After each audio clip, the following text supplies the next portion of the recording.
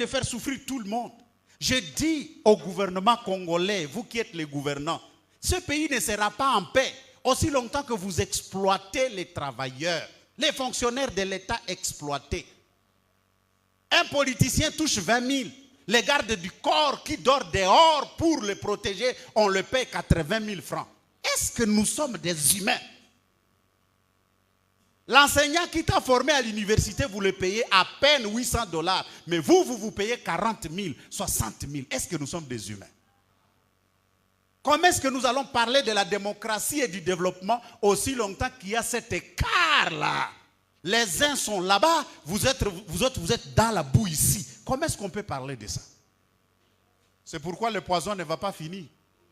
Vous allez mourir les uns après les autres. Ça ne va pas finir. Aussi longtemps qu'il n'y aura pas équité, aussi longtemps que nous ne rendrons pas la politique obsolète dans ces pays, que la politique devienne un service comme l'enseignement, comme la magistrature, que chacun entre pour aller servir et non pas pour aller s'enrichir. Aussi longtemps que nous n'arriverons pas là-bas, nous n'allons pas changer ce pays. Tout le monde sait que le moyen le plus facile de s'enrichir, c'est devenir qui? Politicien. Et combien se préparent ici pour devenir politicien?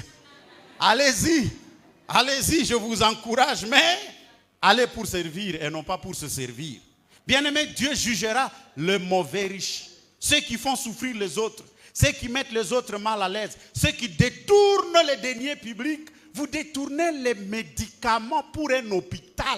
Les enfants meurent de la malaria pendant que vous avez vendu ça ici quelque part. Et vous trouvez que vous êtes normal. On vous appelle Gabriel, on vous appelle Jean-Marie, on vous appelle quelqu'un et vous vous dites que vous êtes membre d'une église. Ça doit continuer comme ça? Non. Dieu jugera tous ces mauvais riches. Alors, si je parle de mauvais riches, y a-t-il de bons riches? Oui. Y a-t-il de bons riches? Oui. Les bons riches, ce sont ceux qui savent que Dieu les a bénis et ils sont devenus riches. Et avec cette richesse, ils servent Dieu, ils servent leur famille, ils servent les autres. Donc, pour eux, l'argent, c'est un outil qu'ils ont au service de Dieu, au service des autres, au service de l'humanité. Il y a beaucoup dans la Bible.